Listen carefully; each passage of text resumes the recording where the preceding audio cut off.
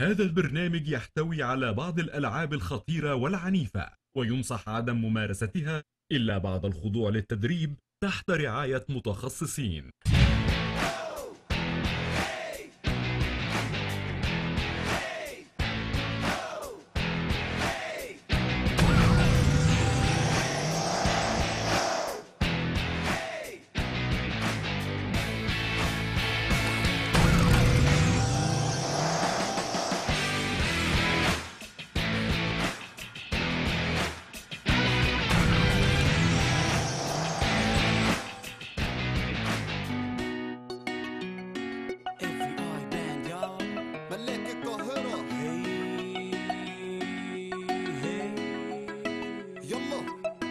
فكرة مزروعة في دماغي فاس إن مفيش غير كرة القدم اللي بتطبع على القفيش.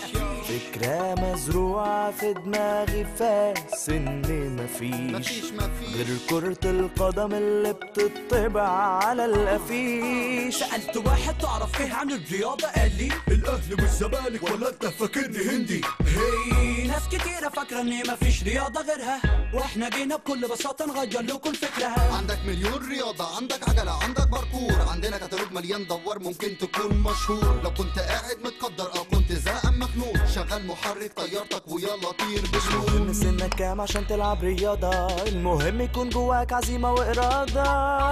فكرة مزروعة في دماغي فاس إن مفيش غير كرة القدم اللي بتطبع على القفيش.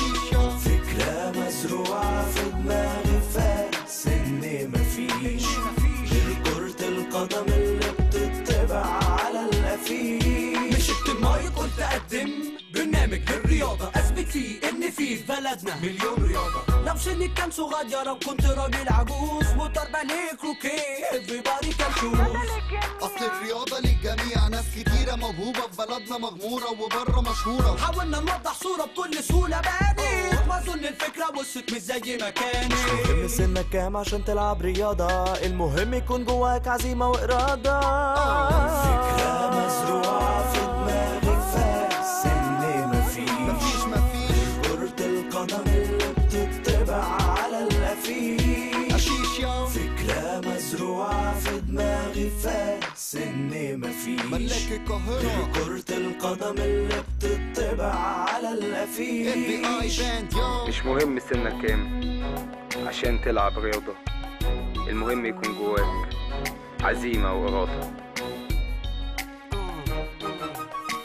فكرة مزروعة في دماغي فاس إن مفيش غير كرة القدم اللي بتطبع على القفيش.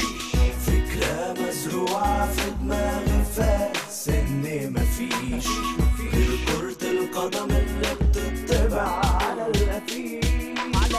فكرة مزروعة في دماغي فاس إن مفيش غير كرة القدم اللي بتطبع على القفيش.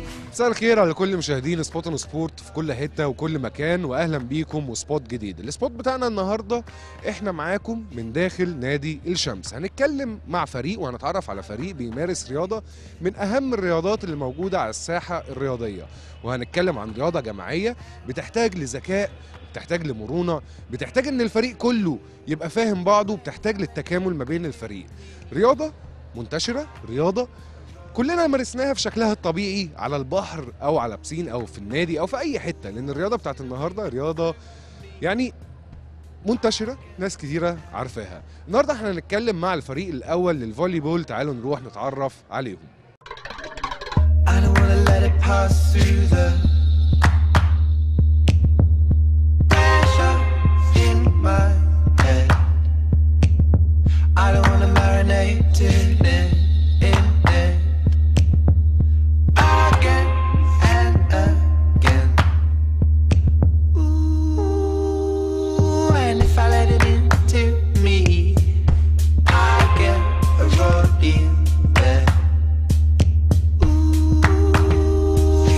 Gonna ring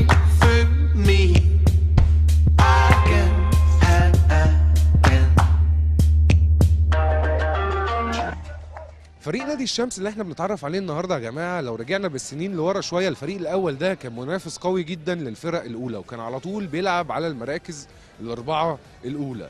تراجع شويه، مر بظروف مختلفه، لكن النهارده هم في مرحله بناء للفريق، ضموا عناصر جديده، عناصر شابه، عندهم امل ان الموسم الجاي، مش هنتكلم على الموسم دوت، هنتكلم على الموسم اللي بعده، اللي هم يبقوا تطوروا اكتر ووصلوا اللي هم عايزينه.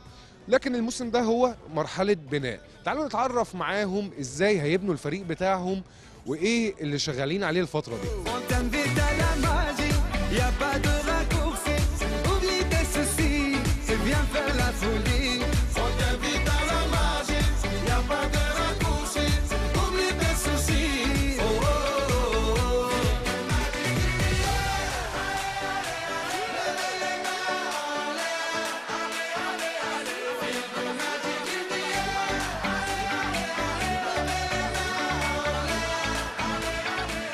كابتن، يعني حابب ابتدي معاك من الاول شويه قبل ما نخش على الفريق. حابب اتكلم معاك انت، ابتديت فولي بقالك قد ايه؟ ابتديت هنا في نادي الشمس من ناشئين بتوع نادي الشمس من وانا عندي 11 سنه، والحمد لله مشينا خطوه خطوه مع النادي من واحنا صغيرين وانضمينا للمنتخب طول ما احنا فتره تواجدنا هنا في النادي، وكنا على طول في منافسه مع الاهلي والزمالك في بطولات القاهره وبطولات الجمهوريه، تنافس بيننا احنا الثلاثه على المراكز الاولى، لغايه لما جت فتره الحمد لله انضمينا للدرجه الاولى ومشينا خطوه خطوه لغايه الفتره اللي احنا فيها دلوقتي. سبب اختيارك بقى ايه للرياضه دي؟ ليه ما فكرتش تلعب هاندبول مثلا، تلعب اي حاجه ثانيه؟ بصراحة كنا يعني الأساس، يعني أنا كنت بحب اللعبة دي، وكان برضو ما فيهاش احتكاك دايما بينها وبين كل فرقة بعيدة عن بعضيها، ما فيش المفروض كنا نعرف قبل ما نلعب إن ما فيش إصابات كتير، بس لقينا برضو في إصابات، بس يعني أخف شوية من وهي لعبة فيها مهارات بيبقى مميز في الملعب.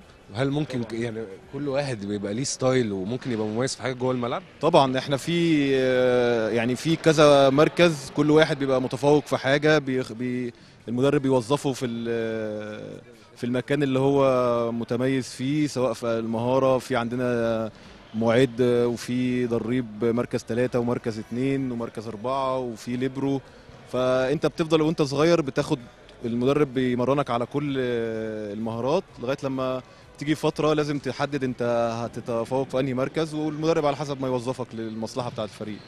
يعني برضو كابتن الفريق بيبقى عليه مسؤولية.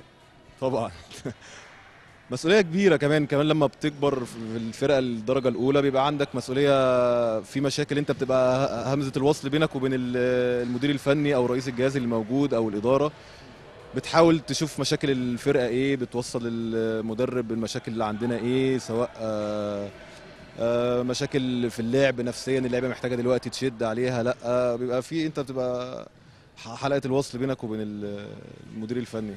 في عناصر جديده دلوقتي بتنضم للفريق بتاعكم وبتعيدوا بناء الفريق من تاني. تمام. برضه دي تهيالي بيبقى في مسؤوليه فيها على الكابتن، وخاصه يعني على اللعيبه اللي عندهم خبره. المرحله اللي احنا فيها دلوقتي، احنا كان جات لنا فتره قعدنا 4-5 سنين هنا في النادي بناخد على طول رابع دوري، تالت كاس، ساعات تاني كاس، فالفترة دي في لعيبة كتير من عندنا مشيت، راحت أندية كبيرة، راحت أهلي وزمالك وسموحة، وفي اللعيبة يعني حصل زي ما تقول الناس كبيرة مشيت، ودلوقتي احنا بصدد بنبني فرقة جديدة، جايبين عناصر صغيرة حاطينها في اطار كويس، في تدريب كويس، سيستم كويس، بحيث ان احنا نرجع الفتره اللي كان النادي فيها على طول في المربع الذهبي زي ما بيقولوا كده. في متفائل ان شاء الله، ان شاء الله خير. طول ما انت متفائل، طول ما يبقى عندك امل في حاجه تعملها، لو مش متفائلين مش هنتعب في حاجه ومش هنجرب نعمل حاجه.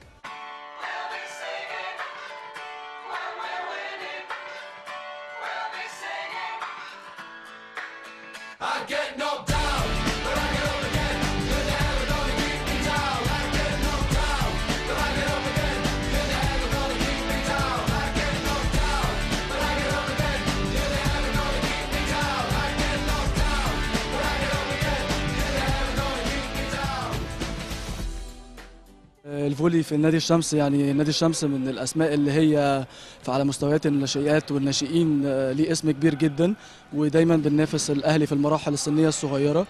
يمكن عندنا شويه في الدرجه الاولى رجال، بنحاول نبني فرقه جديده بقياده جهاز فني كابتن نهاد شحاته، طبعا لاعب دولي ومدرب منتخب مصر برضو ليه خبرات كبيره، وبنحاول ان احنا ننهض بالمستوى بتاع الفرقه في الدرجه الاولى يعني.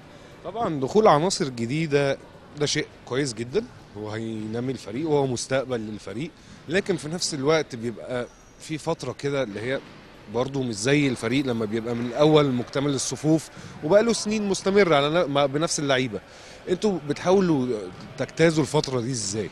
والله هقول لحضرتك على حاجه، انا باخد رايك لان انت برضه لاعب منتخب وكنت لاعب منتخب ناشئين ولاعب منتخب بعد كده، فدخلت في حته ان الفريق دي وان عناصر الفريق تتغير.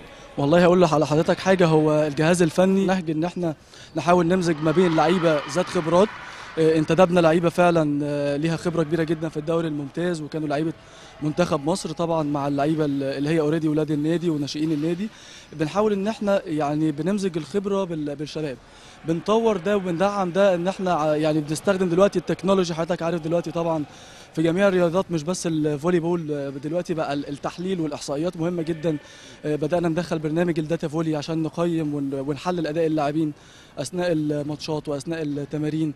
طبعا بنستخدم ادوات ومعدات حديثه في التمرين، بنحاول برضو ان احنا نكتسب خبرات وفكر. طبعا كابتن نهاد كان ليه تجارب سابقه قبل كده، اشتغل مع مدربين اجانب كتير وبيحاول ينقل لنا الخبرات دي. كل ده بنحاول ان احنا يعني نمزجه مع بعض ان احنا نوصل للمستوى او للتارجت اللي احنا حاطينه لنفسنا.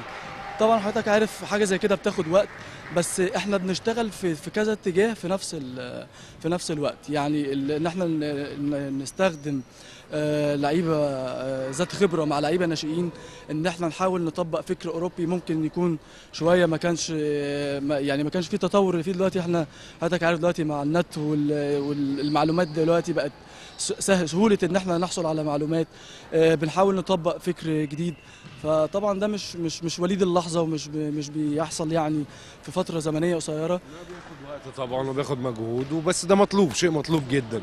كده كمان احنا ما كناش يعني الجهاز الفني واداره النادي كمان ما كناش مبالغين قوي في سقف طموحاتنا. احنا حاطين لنفسنا اهداف مرحليه بنوصل لها، بمعنى مثلا ان احنا لو السنه اللي فاتت كان ترتيبنا مثلا التاسع، بنحط لنفسنا تارجت لا ان السنه الجايه لا المفروض ان احنا نبقى من الثمانيه الكبار، السنه اللي بعديها ان شاء الله لا يبقى الوضع مختلف. موسم تبقوا لامسين التقدم، بتحطوا اهداف تقدروا توصلوا لها واهداف واقعيه يعني. بالظبط كده. حابب بقى اعرف منك، بما ان كنا بنتكلم عن مستوى مصر كفولي بول على مستوى افريقيا وعلى المستوى الدولي. والله اقول لحضرتك حاجه، احنا بالنسبه على مستوى افريقيا احنا يعني في قطاع الولاد احنا متسيدين افريقيا، يمكن التنافس بيننا وبين تونس. يعني على المستوى العالمي احنا على فترات يعني بنوصل، يعني مثلا احنا اخذنا دوره الالعاب البحر المتوسط قبل كده، الرانكينج بتاعنا من ضمن احسن 14 فريق على مستوى العالم. طبعا ده بالنسبه للفولي بول طبعا حاجه كويسه جدا. يعني حضرتك عارف ان في العاب تانية ان اقصى الطموح ان احنا بس نشترك في بطوله العالم، لكن احنا دلوقتي لما يكون عندنا منتخبات بتدخل كاس العالم تحقق مراكز كويسه. عندنا منتخب 23 سنه يعني طالع الخامس على مستوى العالم، عندنا منتخب الشباب بقياده الكابتن نهاد شحاته كان برضو طالع سادس على العالم. كل الحاجات دي بتدي مؤشرات ان احنا ان شاء الله على الخطى او على الطريق الصحيح ان احنا نوصل للعالميه زي ما بيقولوا، يعني احنا ننافس المنتخبات الكبيره ان شاء الله.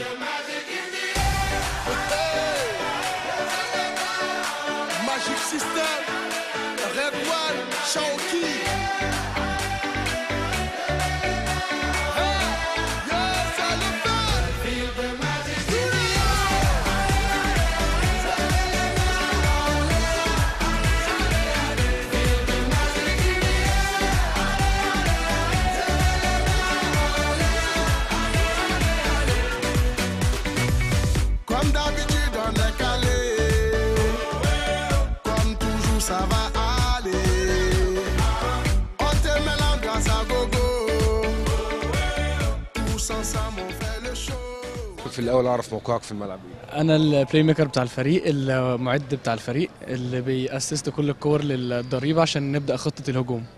افهم من كده ان كل تكتيك جوه التاكتكس بتاعت الفريق، وان كل توزيع وكل حاجه دي بتطلع عن طريقك. بالظبط كده. انا المفروض المسؤول عن توزيع اللعب في الملعب. انا اللي بقرر مين اللي المفروض يهاجم في الكرة دي بناء على طبعا التعليمات بتاعه المدير الفني، والخطه اللي احنا بنحطها بتبقى قبل الماتش، وازاي ان احنا طريقه الهجوم بتاعتنا هتنفذ ازاي على الفريق الخصم. شايف المنافسه دلوقتي يعني للفريق بتاعكم في الدوري ازاي؟ والله احنا يعني كان من فتره كده طويله كان عندنا فريق قوي جدا وكان بينافس وكنا بنطلع المربع، بس احنا الفتره دي بنبني فريق جديد، وان شاء الله طبعا مع مساعده مجلس الاداره الجديد هنبدا ان احنا نوفر لعيبه، وان شاء الله توفر الامكانيات كلها لينا، وهنبدا ان شاء الله بدايه من السنه الجايه ان شاء الله ان احنا ننافس بقوه شديده جدا في الدوري. السنه دي بس اثرت معانا شويه، كان قابلنا شويه تحديات كتيره، كان في لعيبه كتير اساسيه اتصابت في وقت حساس في الدوري، فده طبعا اثر على النتائج بتاعتنا، بس ان شاء الله بدايه من الموسم الجاي هنبدا نحسن النتائج بتاعتنا وهننافس ان شاء الله في المربع. انا شايف ان في فريق بيعد نفسه من تاني، بيلم صفوفه وبيأهل عناصر جديده، خاصه العناصر اللي منضمه حديثا هم برضو مش جداد قوي، يعني في منهم اللاعب في منتخب الشباب، وفي يعني مش لسه ناس جديده. عندنا السنه دي لعيبه فعلا صغيره كتير لسه، طبعا لعيبه قليله الخبره، ان شاء الله مع التمرين والاستعداد البدري قبل الدوري هنبدا ان احنا نكون فريق حلو ونستعد ان شاء الله للدوري بقوه وننافس ان شاء الله السنه الجايه. في بقى ماتش انت لعبته ما تنساهوش؟ طبعا كنا بنلعب في ماتش في كاس العالم في البرازيل 2011، كنا بنلعب ماتش مع منتخب اليابان، وكان 2-0 لليابان، وكان الجيم الثالث كان فاضل لهم بونت واحد ويكسبوا الماتش، وانا كنت على الارسال، وكان الصاله كلها كانت بتبص لي ان انا المفروض الارسال ده يا يجي نقطه يا يجي علينا ونخرج بره خالص. فانا طبعا يعني كنت في حاله يعني الحمد لله عدى. طبعا ضغط نفسي جامد جدا وضغط عصبي، بس احنا اتدربنا على الكلام ده كويس، والحمد لله عدت النقطه وجبت البونت وطلعنا فوق الحمد لله وكسبنا الماتش 3-2. ده كان اصعب ماتش، يعني كانت اصعب لحظه عدت عليها في الفولي يعني كله. تهيألي برضو لازم الفريق كله، يعني من ضمن اللي انتوا بتعملوه دلوقتي حته الترابط، وان الفريق كله يبقى مع بعض. طبعا احنا مش هننفع ان احنا ما حدش يعني ما فيش فريق، ما فيش فرد في الفولي او في الفريق عامه بيعرف ان هو يقدر يكسب التيم او التيم ورك او اللعب الجماعي، ده اللي بينجح الفريق ككل، وده اللي بيبقى اساسي طبعا في خطه الهجوم. لو ما فيش تيم ورك مش هتعرف ان انت تهاجم، مش هتعرف ان انت تدافع، مش هتعرف ان انت اصلا تلعب فولي. لازم يكون في تواصل ما بيننا دايما، لازم يكون في تيم ورك ما بيننا عشان نبدا ان احنا نعرف ازاي هنكسب الماتش، ونبدا نظبط خطه هجومنا وخطه دفاعنا بناء على اللعب الجماعي. طبعا حابب برضو اعرف منك، شايف مستوى مصر بقى عامه في المنافسه في الفولي بول على المستوى الدولي؟ يعني احنا لو اتكلمنا على افريقيا، احنا في افريقيا جامدين، خلينا عشان نتكلم بالبلدي يعني، لكن لما بنطلع بقى نقابل الفرق التانية الموضوع بيبقى صعب. فانت شايف الموضوع ماشي ازاي ومستوانا كمصر مع الفرق الاوروبيه والدوليه التانية؟ بص خليني برضو اقول لك على حاجه، احنا منتخب مصر كان فتره من الفترات كان من الستة العظماء في الفولي، وعندنا احسن ضارب في العالم كابتن احمد صلاح، وعندنا طبعا كابتن عبد الله عبد السلام البلاي ميكر كان بيلعب في فريق ايطالي، وكان محترف في فريق ترنتينو الايطالي. فيعني خليني اقول لك ان احنا عندنا لعيبه مصنفه دوليا ولعيبه عالميه، بس للاسف احنا يعني مش واخدين نفس، يعني فريق الطايره مش واخد نفس الاهتمام اللي واخد طبعا فرق من فرق الكوره. مفيش طبعا يعني معسكرات اهتمام وشويه دعم باللعيبه، بدعمهم اذا كان جوه الملاعب او بره الملاعب، والاهتمام بيهم ده ممكن يخلينا ننافس كمان على المستوى التاني بقى اللي هو بره افريقيا بقوه. طبعا احنا عندنا لعيبه خامات حلوه جدا، عندنا مدربين على اعلى مستوى، عايزين بس شويه امكانيات وشويه معسكرات بره مصر تبدا ان طبعا هتاثر في المستوى الدولي بتاع منتخب مصر. والله صدقني احنا عندنا يعني احسن ضارب في العالم كابتن احمد صلاح، احسن ضارب من مركز 2، ويعني للاسف انا عايز اقول لك ان هو مشهور في اليابان اكتر ما هو مشهور هنا. هو الراجل بيسافر اليابان، الناس هناك بتستناه في المطار والناس عارفينه، هنا في مصر للاسف يعني ناس كتير مش عارفاه، بس يعني عايز اقول لك ان احنا عندنا لعيبه على مستوى عالي، وهننافس ان شاء الله ونوفر الامكانيات، والاتحاد بس يعني يساعدنا شويه ويساعد الفريق ويوفر معسكرات بره مصر، وتبدا الدنيا تتحسن وننافس تاني، نرجع من 6 العظمى تاني ان شاء الله.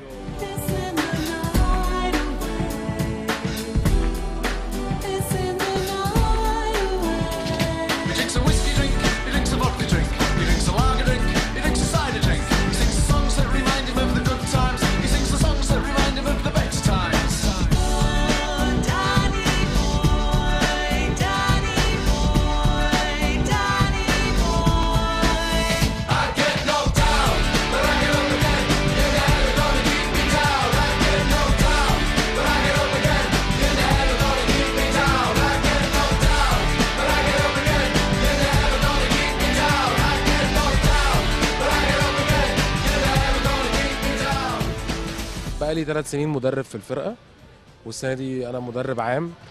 والسنة دي احنا عندنا فكر مختلف شوية، اللي احنا يعني ضمينا للفريق عناصر شابة كلهم صغيرين، ومع الخبرات عملنا ميرج كده بين العمر الصغير والخبرات عشان تدعم نتائج الفريق.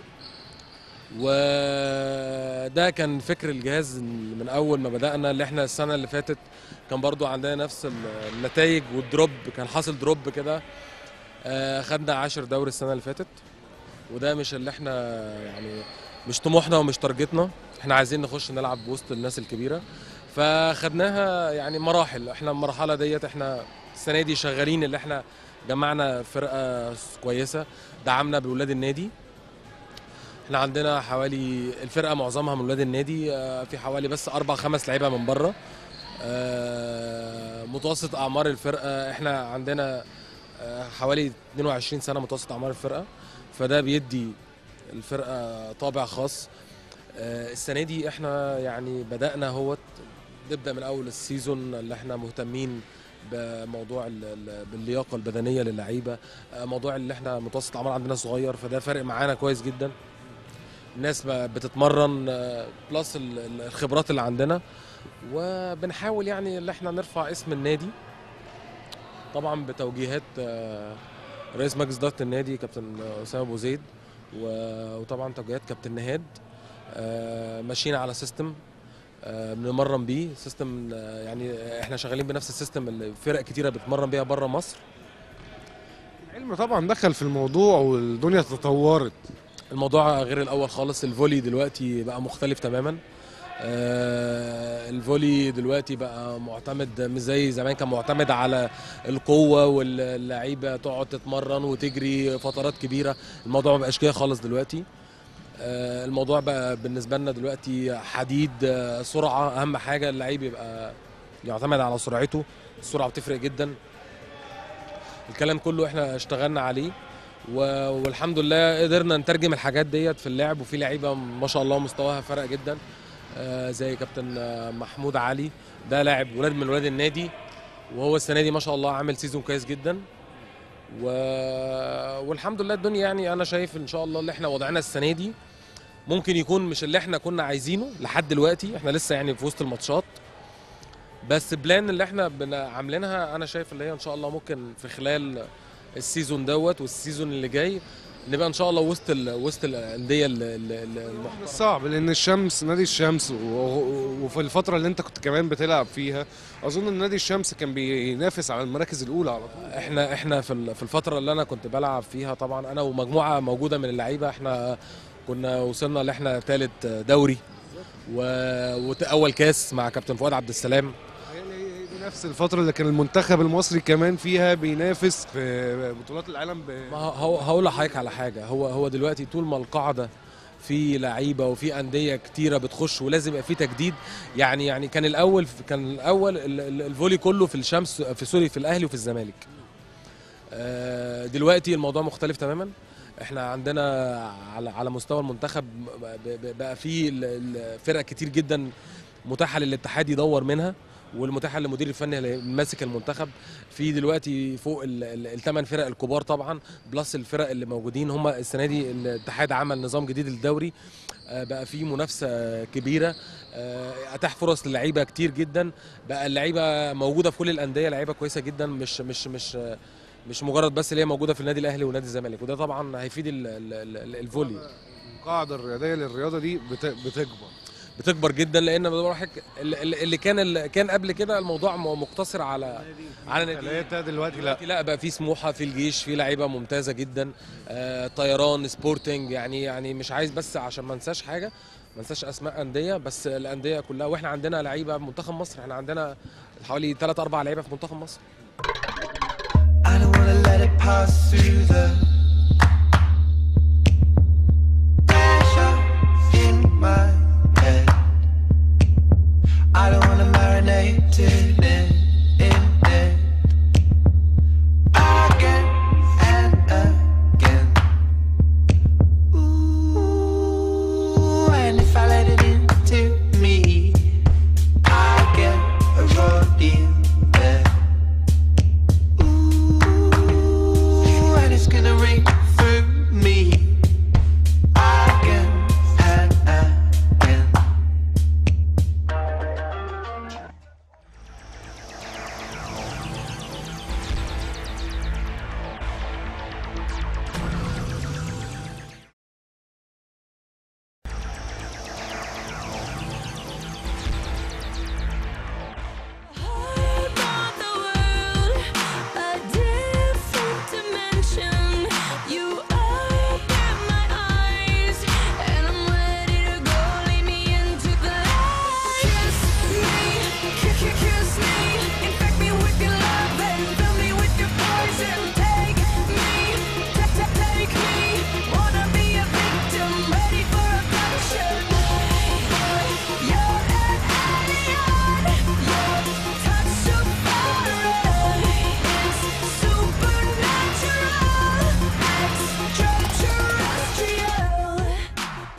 على فكرة أنا مقتنع 100% إن الفرق المصرية واللاعبين والمنتخب المصري للكرة الطايرة يقدروا يوصلوا لمراحل متقدمة جدا وينافسوا أي دولة في العالم ويقدروا يحصدوا المراكز الأولى في الرياضة دي، لأن الرياضة دي يا جماعة أساسها مصري.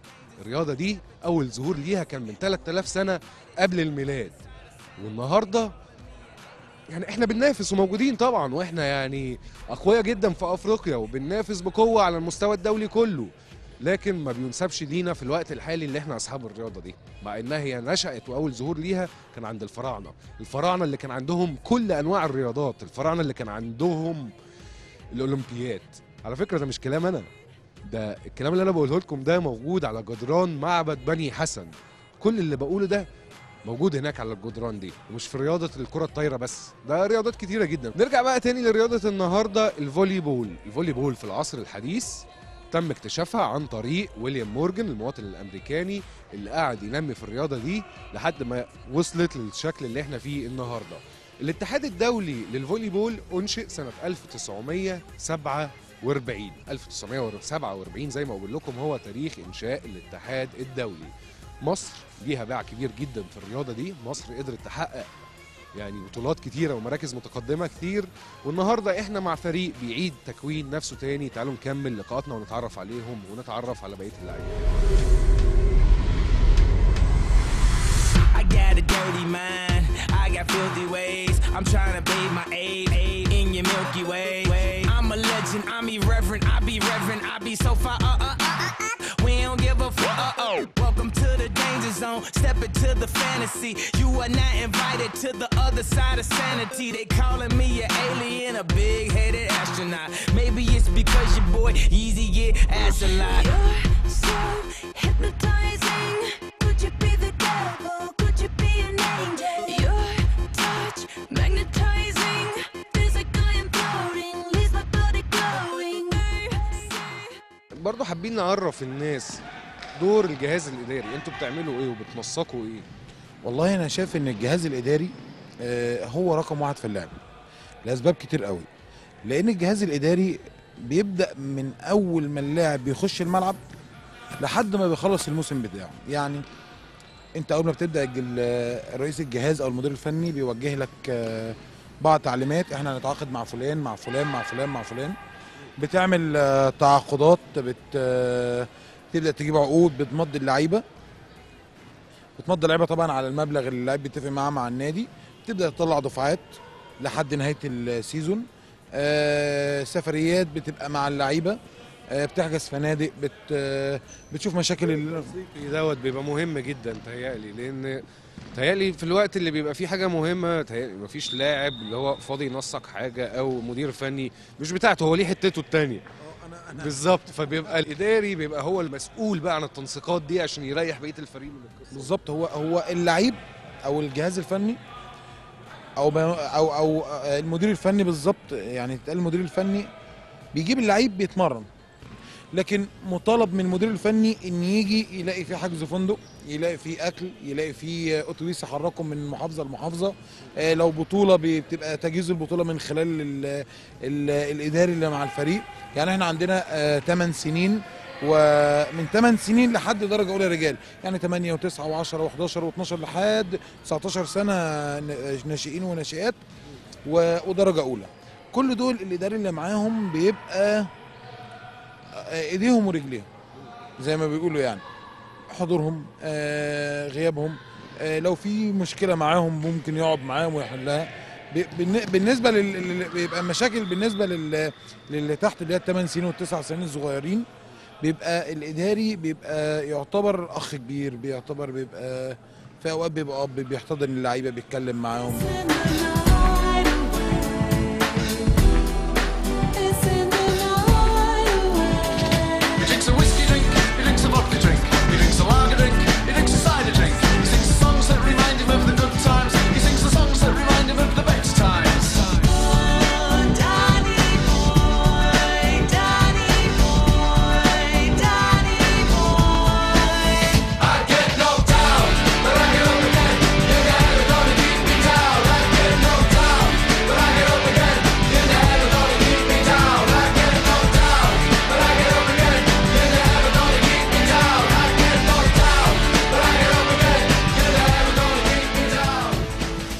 مكملين معاكم، وضيفي هو كلمة السر النهارده المدير الفني ورئيس الجهاز الطايرة بنادي الشمس كابتن نهاد شحاتة. ازيك يا كابتن؟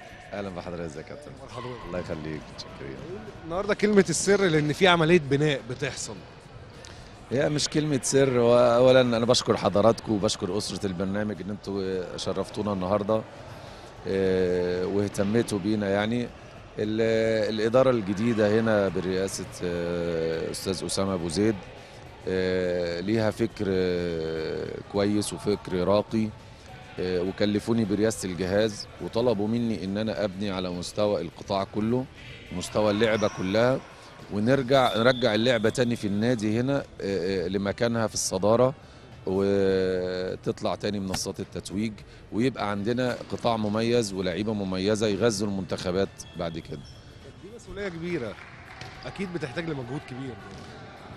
كبيره جدا، والموضوع شاق، وخاصه ان انا عامل زي الدكتور اللي داخل له مريض عنده امراض كتيره جدا، عنده حاجه في عينيه وحاجه في دماغه وحاجه في ودانه وحراره عاليه ورجله بتوجعه، الدكتور بيمسك المرض الاخطر فالاقل خطوره فالاقل خطوره فالاقل خطوره. القطاع فيه مشاكل كتير، واللعبه فيها مشاكل كتير وسلبيات كتير. طبعا مش هعرف اعالجها كلها مره واحده، بنعالجها خطوه بخطوه. هنشوف يعني المشكله الاكبر فالاقل خطوره بحيث نقدر نكمل الموسم ونبقى بمثابه بناء الفتره ديت، بحيث او زرع، والسنه الجايه نحصد ان شاء الله اللي زرعناه السنه دي. انا بدات بخطوات تصعيديه، ان انا اجتمعت بالجهاز كله، زودت عدد المدربين اللي احتاجوا تغيير غيرتهم، جددنا الثقه في المجموعه اللي موجوده كلها. طلبت منهم ان كل واحد يشتغل بزياده شويه، كان موجود قبل كده بيمرنوا 4 ايام في الاسبوع، قلت لهم لا غير كافي 4 ايام في الاسبوع، الوحده التدريبيه ساعتين مش غير كافي. زودنا الوحدات التدريبيه ل6 ساعات، زائد 4 ايام الصبح تدريب صباحي، يبقى 10 وحدات في الاسبوع، بحيث ان احنا نقدر نحصل اللي سبقونا ونسبقهم ان شاء الله. زودنا عدد الناشئين والناشئات تحت، وده هنعمله ان شاء الله في الصيف اكتر كمان بشكل اكبر، بحيث ان احنا يبقى قدام المدرب عدد كبير من اللعيبه يختار منها الفريق بتاعه. ما يبقاش المدرب مضطر ان قدامه هم 7 8 لعيبه بالظبط، 7 8 لعيبه هو مضطر ان هو يلعب بيهم، سواء كفاءه مش كفاءه، لعيبه امكانيات عاليه لا عندهم مستقبل ما عندهمش مستقبل، لا الفكره هيختلف والدنيا هتختلف ان شاء الله. كابتن، بما انكم بتضموا دلوقتي للفريق الاول عناصر جديده، فبالتالي اكيد فيه اهتمام بالناشئين. الحقيقه الاداره هنا وفرت لنا بادجت كويسه معقوله الى حد ما، وان شاء الله السنه الجايه هنزودها، بحيث ان احنا نتعاقد مع لعيبه موهوبه، لعيبه عندها امكانيات كويسه، نتعب معاهم شويه، نثقلهم شويه، اللي هيكمل معانا هيكمل، واللي مش هيكمل هيبقى زي استثمار كده، هستثمر فيه وارجع ابيعه لانديه تانية كبيره، او اعيره برضه بمبالغ ماديه للنادي تدخل النادي. وكان لنا تجربه هنا ان كان كذا لعيب من عندنا راحوا الاهلي والزمالك والطيران والجيش، فاللعيبه الكويسه المميزه بيجي لها عروض من بره، هتبقى استثمار زي استثمار، هنصرف على اللعيبه في المراحل بتاعتهم، علشان بعد كده اللي هنستخدمه هنا هيوفر عليه لعيبه اجيبها من بره ويبقى اللعيبه كويسه، اللي هيجي له عرض كويس زي نستثمره هنبيعه ان شاء الله. زائد عندنا فريق البنات، فريق البنات مميز جدا. بتكلم بقى مع حضرتك يعني دلوقتي حضرتك المسؤوليه للرجال وللبنات يعني للفرقتين. احنا لو قسمنا مستوى الفرق لاي وبي وسي، عندي فريق الرجال مثلا في المستوى بي اللي هو وسط الدوري، طبعا بنطمح ان احنا يعني ان شاء الله هنعده ان هو يطلع المستوى ايه يلاعب الفرق الكبيره. لكن انا عندي فريق البنات، لا فريق البنات في مستوى ايه، فريق البنات بينافس الاهلي، كسب الاهلي في بطوله افريقيا السنه اللي فاتت وخدوا تاني افريقيا، بينافس دايما، بيطلع تاني دوري تاني كاس، فبينافس ومستوى ايه. فالحقيقه برضو الاداره ما بخلتش بالعقود بتاعتهم، يمكن قعدنا تقييم العقود، وفي اللي يستحق الزياده زودناه، اللي يستحق يقل قللناه، بعدنا بعيد شويه عن المجاملات وبعيد شويه عن العواطف، لا احنا قيمنا على حسب الاداء الفني، سلبيات بنحاول نعالجها بحيث الفريق هندعمه ان شاء الله السنه الجايه بمحترفين، لان السنه دي خلاص يعني ما لحقناش، الوقت كان عدى. اشتركنا في افريقيا، اشتركنا لعده اهداف ان احنا نبني برضه فريق البنات، 6 لعيبه مش موجودين مع الفريق الاساسيين، فاحلال وتجديد فريق بالكامل، 2 سافروا و2 اتصابوا، واحده جالها اصابه في عينها قريب. في احتراف للاعب المصري بره مصر؟ طبعا الاحتراف موجود، احنا طالع من عندنا السنه دي لاعب كريم علي راح السعوديه، لعب في السعوديه، محترف في نادي الاتحاد السعودي، اللي بيجي له عرض بره مميز ما بنقفش في طريقه، لا ده احنا بنبقى معاه وبيبقى واجهه لينا ومندوب لينا وسفير لينا.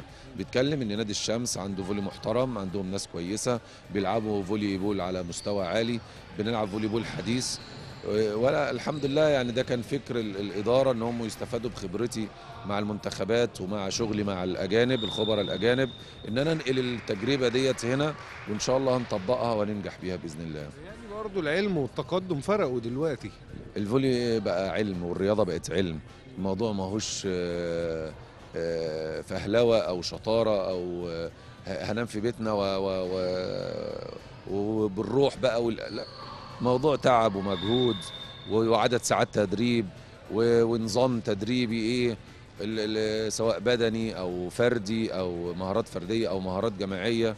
هل انا عندي هستغل نجوم هيكسبوني ولا هلعب بنظام جماعي هو اللي هيكسبني؟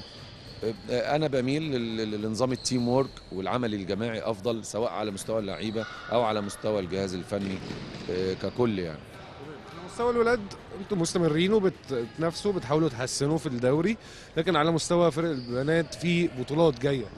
البنات احنا اصرينا على الاشتراك في بطوله افريقيا اللي هنا في مصر، يمكن الفريق مش جاهز ليها وغياب عناصر كتيره اساسيه منها، لكن الحقيقه رئيس النادي استاذ اسامه ابو زيد واداره النادي تفهموا الموقف الفريق واهدافنا هي ايه، ان احنا نبني الفريق، ندي خبرات للاعيبه الناشئات اللي طالعه، نشوف الاحلال والتجديد بتاعنا، كل لعيبه منهم تحس بمسؤوليتها ان هي بتلعب في الملعب وهتكسب الفرقه، ما نفضلش خايفين من الخساره ونفضل قاعدين ونعتذر عن البطوله، وهتكلف النادي مبلغ وهتكلفه فلوس، ولكن استجابوا الحقيقه الاداره للكلام دوت، وانا بشكرهم طبعا لتفهمهم للموقف ده.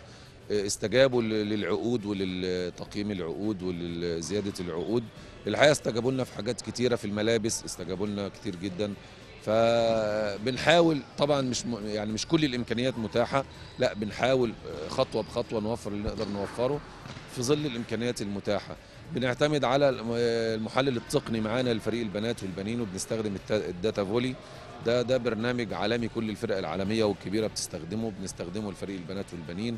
عندنا البروجيكتور، عندنا الداتا بتاعتنا، عندنا الفيديو، محاضرات الفيديو، عندنا كل الكلام اللي شغالين بيه، بحيث نواكب التطور ونلعب زي الفرق الكبيره بالظبط.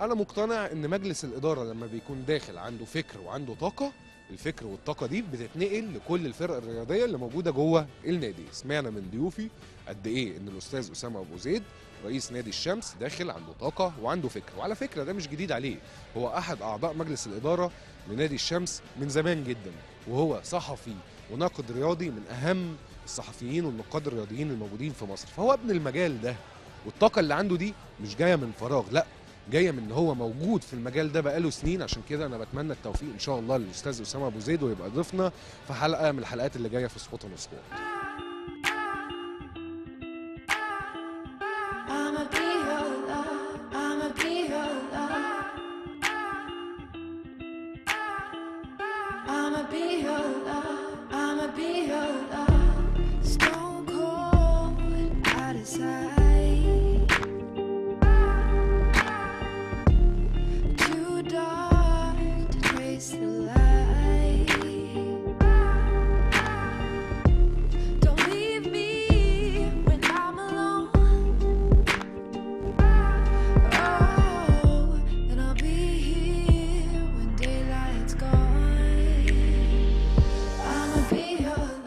الحياة كلها هبوط وصعود، فرق بتبقى في المراكز الأولى وفجأة مستواها بينزل لتحت، وفرق بتبقى متأخرة في الترتيب وبتطلع لفوق.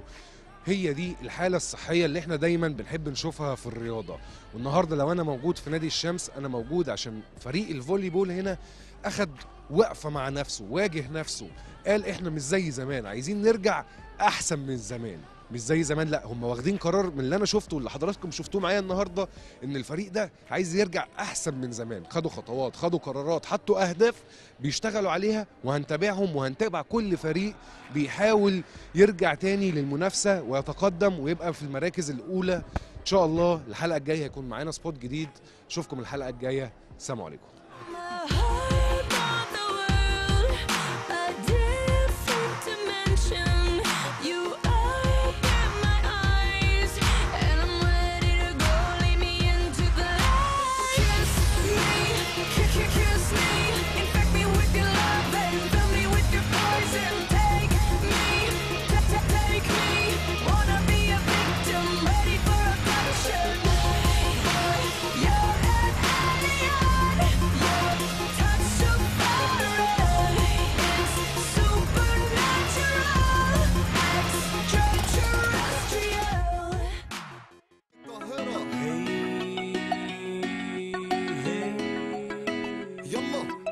لخصني في كلمتين. المبدع صعب التعامل.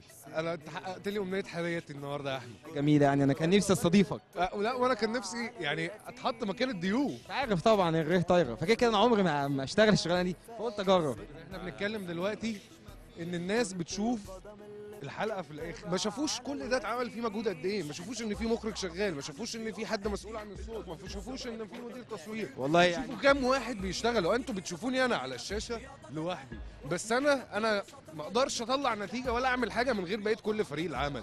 انتوا هتسمعوا اسم ميشو كتير، بس هو ده ميشو. يا رب.